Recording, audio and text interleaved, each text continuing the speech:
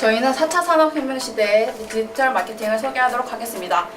변화하는 세계 흐름 속 마케팅 전략 또한 발전하고 있다는 사실을 아십니까? 4차 산업으로 인한 우리의 생활은 점차 바뀌어가고 있습니다. 이러한 상황에 맞게 사람과 기업은 적절한 조치를 취해야 하며 시대에 알맞은 기술을 사용해야 합니다. 그러기 위해 우리는 어떤 기술을 사용해야 할까요? 요즘 들어 뭐만 하면 인공지능, IoT, 빅데이터, 4차 산업혁명이니 기술혁신이니 여러 방면에서 이 단어를 언급합니다. 4차 산업 속 마케팅, 이를 말하기 전에 먼저 4차 산업혁명이 무엇인지 알아봅시다.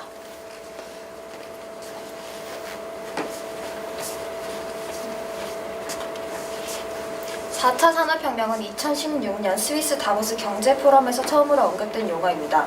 쉽게 말해 정보통신 기술의 융합으로 이루어낸 혁명시대를 뜻합니다. 쉽게 와닿지 않으시지요? 이를 이해하려면 여태까지 있었던 인류의 혁명에 대해 알아봐야 합니다. 제1차에서 처음으로 육체가 아닌 인공적 동력을 바탕으로 하는 기계를 이용하게 되었고 2차에서 인공적 동력을 이용한 전기 생산으로 대량 생산체제가 탄생했습니다. 그리고 3차에서 아날로그 전자 및 기계 장치에서 현재 이용 가능한 디지털 기술에 이르는 디지털 혁명을 했습니다. 그렇다면 4차는 사실 4차 산업혁명은 바로 3차 산업혁명의 연장선이라 봐도 무방합니다. 아무렴 4차를 사람과 물체의 연결, 제약 없는 정보의 공유를 목표로 잡았다고 소개해 보아도 지금까지 4차는 3차가 이뤄낸 결과에 조금 더 발전된 상태일 뿐이니까요. 몇몇 사람들은 이렇게 주장합니다. 4차 산업혁명은 실존하는 것이 아니라 진보를 멈춘 인류가 사회적 분위기를 타개할 무언가를 찾은 것이다. 이 주장에 대해선 사람들의 의견이 분분하지만 각각의 산업혁명 사이는 모두가 이와 같은 분위기를 나타냈다고 말씀드리고 싶습니다. 제2차 혁명이 일어났을 때도 그 또한 제1차의 연장에 불과했습니다. 전기 생산과 활용 범위가 넓어진 것뿐이었죠. 그런데도 이는 어째서 산업혁명이라고 명명될 수 있었을까요? 바로 인류에게 끼친 영향을 보는 겁니다. 독일의 철학자 헤겔은 양질 변환의 법칙이라는 개념을 제시했는데 이 개념은 일정 수준의 양적 변화가 누적되면 어느 순간 질적인 변화로 이어진다는 주장입니다. 즉 내부의 에너지가 축적되면 어느 순간 그것이 폭발하며 이전과는 전혀 다른 환경을 만든다는 것이지요. 이를 경제사회에서는 산업혁명이라고 부릅니다.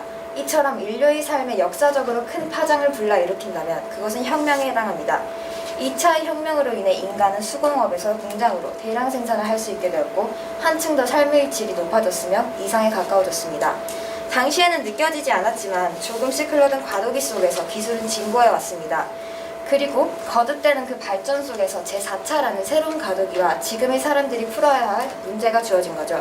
사람들은 이 새로운 과도기 속에서 다방면으로 대비를 하고 있습니다. 산업혁명의 분야에는 인공지능, IoT, 빅데이터 등이 있는데 가장 활용도가 높은 분야 그리고 실생활 속 아주 잘 드러나는 기술은 빅데이터입니다. 말 그대로 큰 데이터, 아주 작은 정보부터 큰 정보까지 모아 대용량의 데이터를 활용 분석하여 가치 있는 정보를 만드는 기술이지요. 이는 사람들이 동향을 수치상으로 파악할 수 있기 때문에 물품의 매입에서 유용하게 쓰일 수가 있습니다.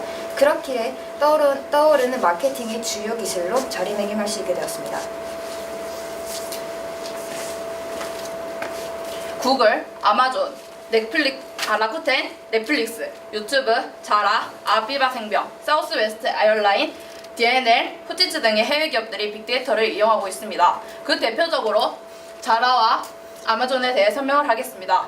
어느 날 집에 갓난아기나 맞을 법한 장난감과 임산부 용품이 도착을 했습니다.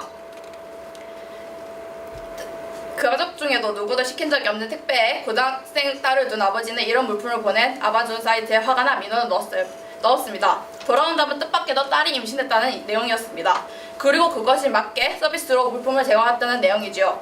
어떻게 아마존이 아버지보다 먼저 딸의 임신 사실을 알 수 있었을까요?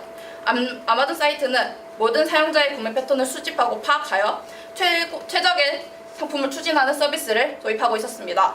인공지능과 빅데이터의 화합으로 딸이 구매한 물품을 파악해본 결과 많은 이들이 임신 초기에 구매한 물건이었다는 것을 알고 다음에 구매할 물건과 구매자의 상태를 파악한 것입니다. 이처럼 빅데이터는 아주 작은 정보를 모으고 모아 마치 티끌모아태산처럼 수집합니다. 그리고 이를 분석하여 큰 통계를 내고 유용한 정보를 제작합니다. 또 다른 예시로 자라라는 패션 브랜드를 아시나요? 자라는 항상 판매한 옷이 남지 않습니다. 왜일까요? 자라는 RFID 태그, POS 기기, 온라인 판매, 소비자 설문조사, PDA 기기 등을 구성해 고객들이 선호하는 옷에 대한 정보를 수집합니다. 이러한 빅데이터를 이용하여 옷에 대한 정보를 분석하여 수량에 맞게 판매합니다. 우리나라는 이러한 빅데이터를 이용하여 몇몇 사용하는 기업도 있지만 일반 국내 기업에서 빅데이터 분석을 도입하지 않고 있는 이유가 빅데이터라고 부를 만한 데이터가 없다는 것입니다. 경험을 쌓여야 아마존 사례와 같이 예측 배송과 같은 고도화된 빅데이터 분석이 가능할 수 있을 텐데 말이죠. 국내에서는 실제로 빅데이터 분석을 통한 어떤 활동을 하는지 아니면 빅데이터 자체가 무엇인지에 대한 현장 이해도에서 부족하다는 지적도 있습니다. 이로써 빅데이터 분석 활용에 대한 지식 제고를 위해 정부 차원에서 관련 성공 사례를 창출하고 전파하는 것뿐만 아니라 기업 자체적으로도 해결하기 어려운 부분, 즉 데이터 소스 부족에 필요한 개인정보 보호 제도 등을 정부가 앞서서 해결해야 할 것입니다. 감사합니다.